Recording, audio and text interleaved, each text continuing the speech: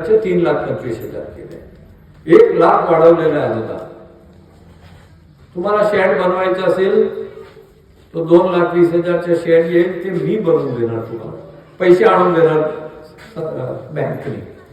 आणि जेव्हा तुमचं शेड झालं तुम्हाला अनुदान, कारण तुम्ही पोखरामध्ये आहे, तुम्हाला 6 ते 9 महिन्यात 1 वर्षात पण पैसे भेटले तेव्हा तर पैसे बँकेला परत करा.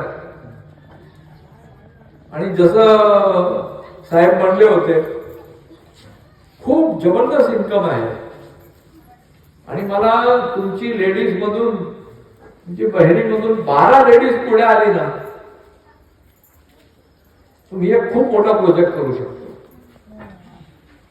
आणि एक वेळा झाला म्हणजे जीवनभरचं झालं. हे काय केळीसारखं 1 वर्षाचं नाही, तुती म्हणजे परमनंट. आणि केव्हा पाऊस नाही पडलं, काही झालं, तो 1 क्रॉप जाणार.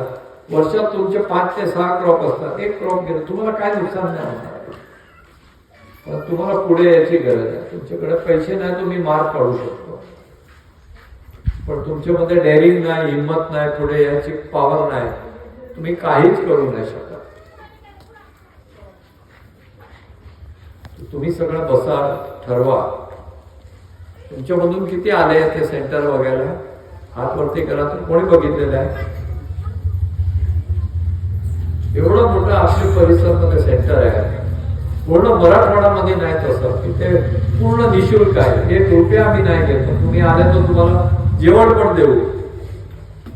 पण काय, घोड्याला पाणी परत घेऊन जाऊ शकतो, पाणी तो घोडा पिणार की नाही.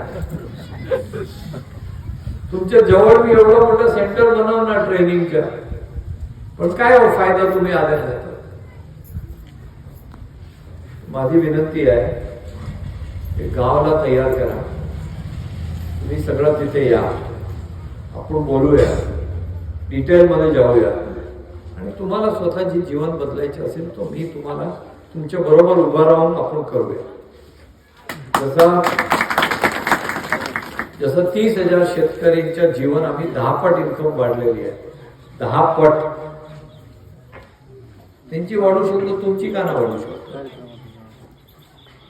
तुमच्यामध्ये किती डेअरिंग आहे हा एक प्रश्न आहे.